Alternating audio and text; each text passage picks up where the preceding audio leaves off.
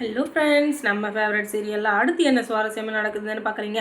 நம்ம விஜய் இருந்துக்கிட்டு இந்த ராஜேஸ்வரிக்கு ஒரு முடிவு கட்டணும். அவள் இருந்துக்கிட்டு அவளை கல்யாணம் பண்ணி கொடுத்த இடத்துல இல்லாமல் எங்கள் வீட்டில் வந்து சேர்ந்து இருந்துக்கிட்டு அவளை அக்கான்ற ஒரு உரிமையில் நான் வந்து பாசமாக பார்த்துக்கிட்டா அவள் எனக்கு பண்ணா பாருங்க பக்கா வேலை அப்படின்னு சொல்லிட்டு பயங்கர கோவத்தில் இருக்க நம்ம விஜய் இருந்துக்கிட்டு இப்போதைக்கு அவளை பழிவாங்கிற எண்ணம் இல்லைன்னாலும் அவளை வந்து அவள் வீட்டோட சேர்த்து வைக்கணும். அப்போ தான் அவளுக்கு வந்து குடும்பம்னா என்ன, அதில் இருக்கிற கஷ்டம் என்ன அப்படின்றதெல்லாம் அவளுக்கு புரிய வரும். நம்ம பாட்டுக்கு அவள் ஏதோ ஒன்று பண்ணுறா அப்படின்னு சொல்லிட்டு அவள் போக்குலேயே விட்டோன்னு வச்சுக்கோங்களேன், கடைசியில் நம்ம குடும்பம் தான் நடுத்தெருவில் நிற்கும். அப்புறம் அவள் சந்தோஷமாக தான் இருப்பாள்.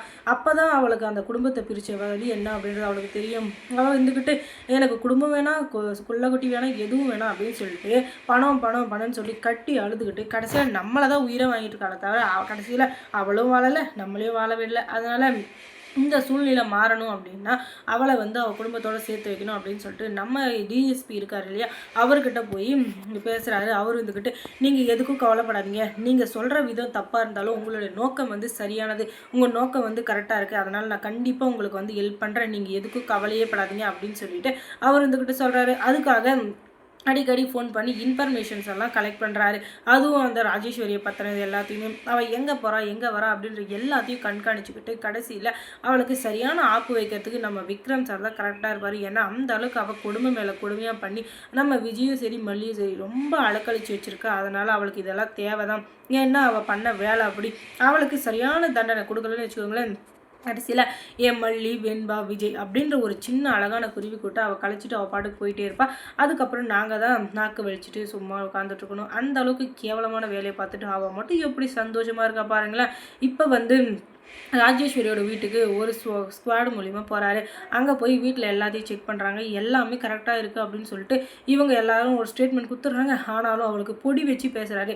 என்ன மேடம், எல்லாமே கரெக்டாக இருக்குது, நாங்கள் வரோன்னு தெரிஞ்சு கரெக்ட் பண்ணிங்களா இல்லை நாங்கள் வந்ததுக்கப்புறம் கரெக்ட் பண்ணிங்களா?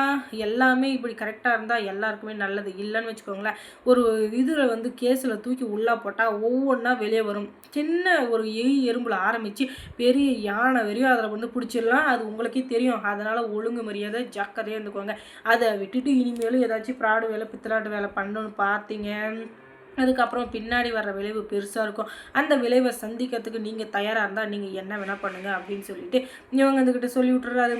என்ன சொல்கிறீங்க, எனக்கு ஒன்றுமே புரியலதும் புரியாத விஷயத்தில் நல்லா புரியும், ஆனால் புரியாத மாதிரி நடித்தா எதுவுமே புரியாது. நல்லா யோசிச்சு பார்த்துட்டு ஒரு 2 நாள் முடிவை சொல்லுங்கள், இனிமேல் இந்த பிரச்சனைக்கு நான் போக மாட்டேன், யாரையும் எதுலையும் இழுக்க மாட்டேன் அப்படின்னு சொல்லிட்டு நீங்களாக ஒத்துக்கிட்டீங்கன்னா சரி. அதை விட்டுட்டு நான் இப்படியே தான் இருப்பேன், அவங்கள பழி வாங்குவேன் இவங்கள பழி வாங்குவேன் அப்படின்னு சொல்லிட்டு நீங்கள் பாட்டுக்கு கதை கட்டி வந்தீங்கன்னு வச்சுக்கோங்க, அதுக்கப்புறம் பின்னாடி வர விளைவையும் நீங்கள் தான் அனுபவிக்கணும். அதுக்கு தயாராக இருந்தீங்கன்னா கண்டிப்பாக நீங்கள் எல்லாத்தையும் பார்த்துக்கோங்க அப்படின்னு சொல்லிட்டு ஸோ வீட்டை விட்டு வெளியே போயிடுறாரு. அதுக்கப்புறம் விஜய்கிட்ட ஃபோன் பண்ணி எல்லாத்தையும் சொல்கிறாங்க.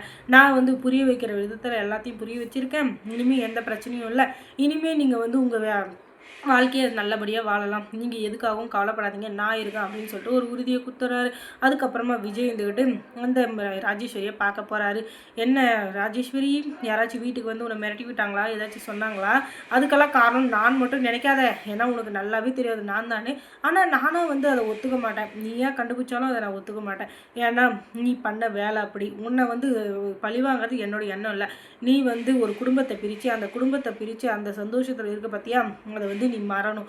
அதுலேருந்து நீ மாறி உன்னோட குடும்பத்தோட போய் நீ சேர்ந்து இருந்தால் தான் இந்த குடும்பத்தை விட்டு இருக்கிற வழி என்னன்றது உனக்கு தெரியும். நீ அப்பத்துலேருந்து பணம் பணம் பணம்னு சொல்லிட்டு உங்கள் குடும்பத்தை விட்டு இங்கே வந்ததுனால தான் இப்போ இவ்வளோ கஷ்டம் எங்களுக்கு. உனக்கு எந்த கஷ்டமும் இல்லை, பணம் தான் வாழ்க்கை அப்படின்னு சொல்லிட்டு நீ இருக்க, அது எங்களுக்கு பிரச்சனை இல்லை. ஆனால் எங்களை பிரிக்கணும்னு நினைக்கிற பார்த்தியா, அதுதான் எங்களுக்கு பிரச்சனை. அதனால் தயவு செஞ்சு எங்களை விட்டுரு, நாங்கள் எங்கேயாச்சும் போய் கூட பொழைச்சிக்கிறோம். உங்ககிட்ட ஒரு நிமிஷம் கூட ₹1 கொடுன்னு சொல்லிட்டு நாங்கள் உங்ககிட்ட வரமாட்டோம். நீ அதை புரிஞ்சுக்கிட்டு எங்களை தனியாக விட்டுட்டீங்கன்னா உனக்கும் நல்லது எங்களுக்கும் நல்லது.